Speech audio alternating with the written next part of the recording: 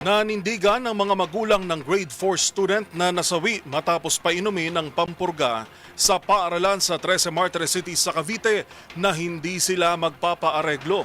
Ayon sa ama ng 8 anyos na si Leo Mision, may pagkukulang ang mismong paaralan sa nangyari dahil hindi umano sinabi sa kanila na isa sa ilalim sa deworming ang bata na nooy hindi pa kumakain pero 400 milligrams ang gamot na pinainom. Sabi pa ng ama, 2 linggo na ang nakalipas mula nang papirmahin sila ng kasunduan na magkakaroon ng deworming.